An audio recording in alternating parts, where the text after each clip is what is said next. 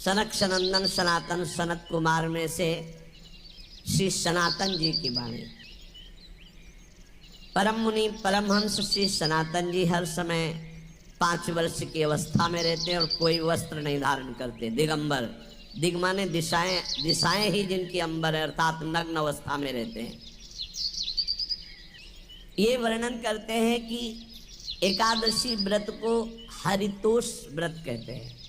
भगवान की प्रसन्नता के लिए, हरिजू की प्रसन्नता के लिए एकादशी व्रत रहा जाता है। प्रायः समस्त वैष्णव जन रहते हैं।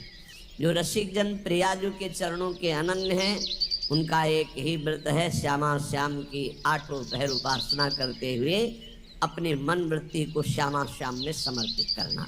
यहाँ ज्ञान ध्यान व्रत कर्म जीते सब काहो में नहीं मोहि प्रतीति, रसिक अनन्य निशान बजायो एक श्याम श्यामा पद प्रीति।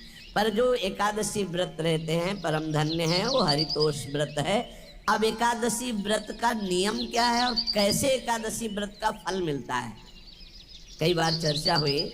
बहुत सुंदर तस्मा शास्त्रम प्रमाणम थे, शास्त्र प्रमाण के अनुसार श्री सनातन मुनि बोल रहे हैं, अथ ते नियमान वच्मि व्रते ह्रस्मिन् दिनत्रये, कास्यं मानुषं मसूरान्नं चणकान् को द्रवास्तथा, शाकं मधुपरान्नं च पुनर्भोजन मैथुने, दशम्यां 10 वस्तूनि वर्जयेत् वैष्णवः सदा। इसे एकादशी रहनी हो और एकादशी का फल प्राप्त करना हो, उसको ये नियम पालन करना चाहिए। अथ ते नियमान वच्मि व्रते ह्रस्मिन् दिनत्रये, उसको 3 दिन, एक तो दशमी और एक द्वादशी और फिर बीच में एकादशी, उसको 3 दिन संयम में रहना होता है, तब बीच की एकादशी का उसे फल प्राप्त होता है। जिसे एकादशी व्रत रहना हो उसका नियम है कि दशमी के दिन कांसे के पात्र का त्याग करें। वैष्णव सिद्धांत है कि कभी जिसमें मांस बना उस रसोई का भोजन न ग्रहण करें। मसूर की दाल, चना की दाल, कोदो और कोई भी शाक, शहद, दूसरों का अन्न, दोबारा भोजन और मैथुन, ये दशमी के दिन त्याग दें।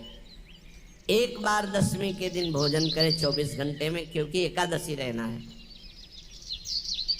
कांसे का पात्र, जिस रसोई में मांस बना उसके भोजन का त्याग, मसूर की दाल, चना, कोदो, साग, मधु अर्थात शहद और दूसरे के द्वारा दिया हुआ भोजन और दोबारा भोजन और मैथुन क्रिया, इनका दशमी के दिन कभी भी प्रयोग न करें। इन 10 वस्तुओं से वैष्णव दूर रहे दशमी के दिन। फिर एकादशी के व्रत में,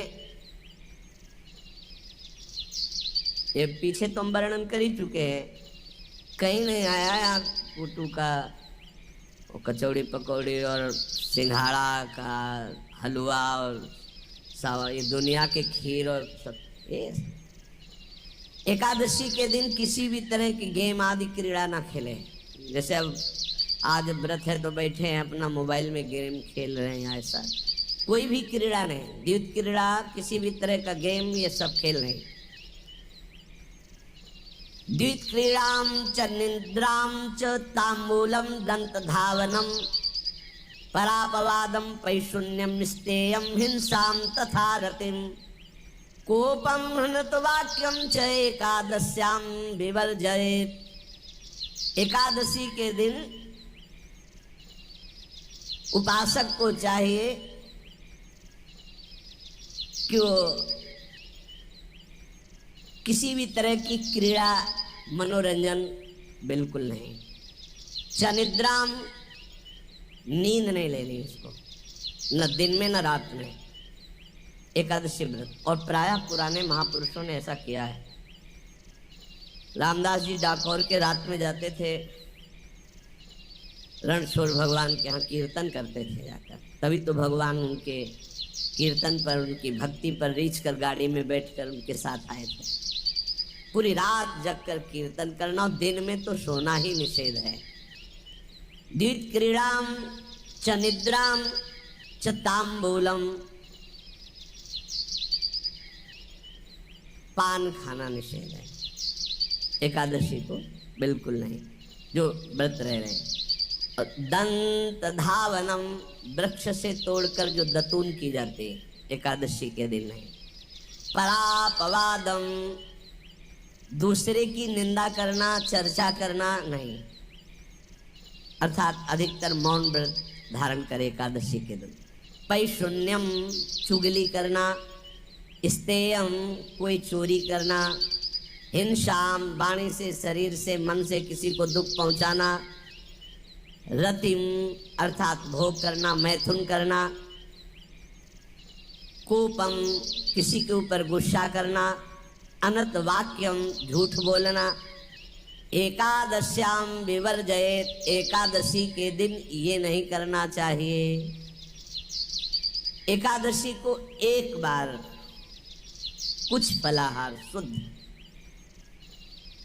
अगर आपके पास कोई व्यवस्था नहीं तो थोड़ा दूध है, जल है, ऐसे आप लेकर, या थोड़ा सा फल ले लिया, थोड़ा सा फल लेकर के प्राण पोषण, एक दिन में मर नहीं जाओगे।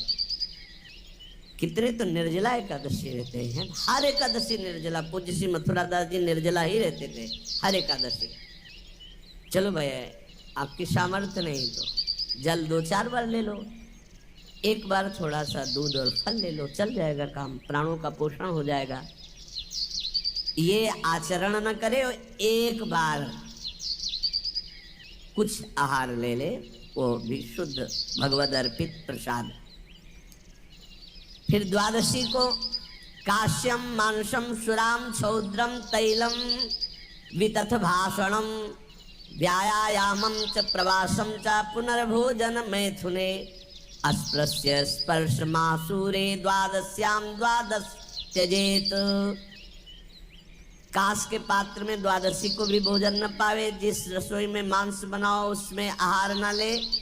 किसी भी तरह का नशा द्वादशी को न करे। शहद न पाए, तेल के बने पदार्थ न पाए, मिथ्या भाषण न करे और बहुत शरीर का व्यायाम न करे, बहुत थकावट वाले कार्य न करे। दोबारा भोजन न करे, एक बार द्वादशी को भी भोजन पवित्र। मैथुन न करे, जिसका स्पर्श नहीं किया जाता है ऐसे पदार्थों का स्पर्श न करे और मसूर की दाल न खाए।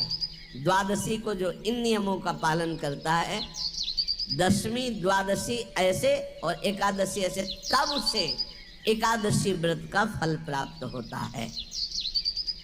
जो इस पद्धति से कर, ये जो मनमानी है सब नहीं, हर पदार्थ मिल जाएगा आपको फलाहार में। हर पदार्थ हमको बताया गया कि आपको जो चाहो सब पदार्थ फलाहार का। अरे भाई, हरितोष व्रत है तो हरि प्रसन्नता के लिए एक दिन भूखे रहने बहुत आनंद आता है। पहले भगवत कृपा से ऐसे गंगा जल पी करके कुछ दिन, फिर कभी कभी निर्जला एकादशी का भी आनंद। बड़े संन्यास मार्ग में थे तो बड़े संयम से सब शास्त्रीय पद्धतियों का निर्वाह होता था। उपासक को चाहिए कि इन नियमों से व्रत का अनुष्ठान करे, मनमानी आचरण न करे। सबसे प्रार्थना जो एकादशी रहते हो, हरितोष व्रत इसे कहते हैं, भगवान की प्रसन्नता के लिए रहा जाता है, रहना चाहिए। जो अपने आचार्य परंपरा में हैं जैसे, जिनका सिद्धांत है, पर रहने का सिद्धांत ये श्री सनत कुमार जी वर्णन, श्री सनत जी महाराज, ये सनत कुमार जी वर्णन की।